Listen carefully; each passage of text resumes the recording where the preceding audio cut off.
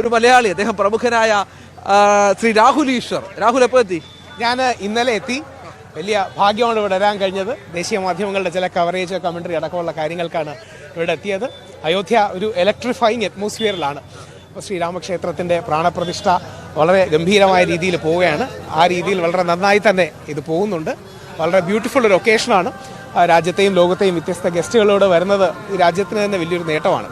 ഒരു അയോധ്യയുടെ മാറ്റം രാഹുൽ നേരത്തെ വന്നിട്ടുണ്ടല്ലോ, അതെങ്ങനെ കാണുന്നു? ഞാൻ കഴിഞ്ഞ വർഷം വന്നിരുന്നു. സ്റ്റേറ്റ് ഗവൺമെന്റിന്റെ ഗസ്റ്റായിട്ട് CBSEയുടെ ഒരു പ്രോഗ്രാമിന് വേണ്ടി വന്നിരുന്നു.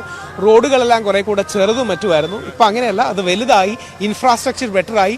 1.5 വർഷം കൊണ്ടുണ്ടായ മാറ്റം വളരെ വലുതാണ്. ഇതൊരു വലിയ പിൽഗ്രിം സിറ്റി ആയിട്ട് ഡെവലപ്പ് ചെയ്യണം. അയോധ്യയും കാശിയും ഒക്കെ ആയിരക്കണക്കിന് വർഷം ചരിത്രമുള്ള ഒരു നഗരങ്ങളാണ്. അവ വലിയ രീതിയിൽ ഡെവലപ്പ് ചെയ്യാനുള്ള ഒരു പോസിബിലിറ്റി കൂടിയുണ്ട്.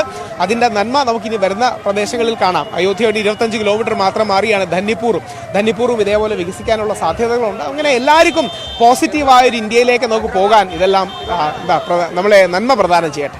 അപ്പോഴും അയോധ്യയുമായി ബന്ധപ്പെട്ട് ഒരുപാട് വിവാദങ്ങൾ ഈ യൂത്ത് പിക്ക് പുറത്തെങ്കിലും നടക്കുന്നുണ്ട്.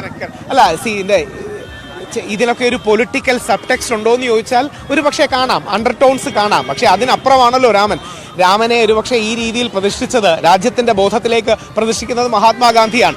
കുറച്ചു മുമ്പ് പോലും ഒരുപക്ഷെ അങ്ങേക്കും കേട്ട് കാണും, രഘുപതി രാഘവ രാജാറാം ഈശ്വരല്ലാ തേരോനാം എന്ന് പാടാൻ കഴിയുന്നത് വളരെ പോസിറ്റീവാണ്. ആ രീതിയിൽ ഒരുപാട് നന്മ ഇന്നും നിലനിൽക്കുന്നുണ്ട്. ഒരു പ്രശ്നബാധിതമായ കഴിഞ്ഞ 30 വർഷങ്ങളിലൂടെയാണ് കടന്നുപോയത്. ഒരുപാട് പ്രശ്നങ്ങളുണ്ടായി. നമ്മുടെ രാജ്യം അതിനെ അതിജീവിച്ചു, മുമ്പോട്ട് വന്നു. ഇനിയും പോസിറ്റീവിലേക്ക് പോകണം. അയോധ്യയിലെ രാമക്ഷേത്രവും ധന്നിപ്പൂരിലെ മസ്ജിദും രണ്ടും നന്നായി വരട്ടെ. ഈ രാജ്യത്തിന് ഐശ്വര്യം ഉണ്ടാകട്ടെ, ഐക്യം ഉണ്ടാകട്ടെ. നമ്മളുടെ വ്യത്യസ്തതകളെ ആഘോഷിക്കുകയാണ് നമുക്ക് വേണ്ടത്. ഒരു മുറി ഉണങ്ങുന്ന രീതിയിൽ നമുക്ക് മുമ്പോട്ട് പോകാൻ കഴിയട്ടെ. താമസവും കാലാവസ്ഥയൊക്കെ എങ്ങനെയുണ്ട്? നല്ല തണുപ്പുണ്ട്. അതുകൊണ്ട് ഇനിയും ഭാവിയിലേക്ക് വരാനുണ്ട് ആഗ്രഹിക്കുന്നവർ. നല്ല തണുത്ത കാലാവസ്ഥയാണ്. കുറെ കൂടെ ഈ പ്രദേശം ഇനിയും ഒരുപാട് പോസിറ്റീവായി വികസിക്കേണ്ടതുണ്ട്. ഇപ്പം തന്നെ ഒരുപാട് നന്നായി. ഒരു വേൾഡ് ക്ലാസ് പിൽഗ്രിം സിറ്റി എന്ന രീതിയിൽ പരിശുദ്ധ വത്തിക്കാനെ പോലെ, വിശുദ്ധ മക്കയെ പോലെയൊക്കെ ഇത് ലോകത്തിൽ അറിയപ്പെടുന്ന ഒരു നഗരമായി മാറുകയെ ഇന്ത്യയുടെ സംസ്കാരത്തെ പ്രോജ്വലിപ്പിക്കുന്ന ഒരു കേന്ദ്രമായി മാറട്ടെ. ശരി, രാഹുൽ ഈശ്വറുണ്ട്. രാഹുൽ ഈ ചാനൽ ചർച്ചകളിലൊക്കെ, നാഷണൽ ചാനൽസിന്റെ ചർച്ചകളിലൊക്കെ പങ്കെടുക്കാനായി എത്തിയ ഒരാൾ കൂടിയാണ്. രാഹുൽ നമ്മോടൊപ്പം വരും ദിവസങ്ങളിലൊക്കെ അത്യാവശ്യമൊക്കെ പങ്കെടുക്കുമെന്ന് വിചാരിക്കാം ചർച്ചകളിലൊക്കെ. നമുക്ക് ഈ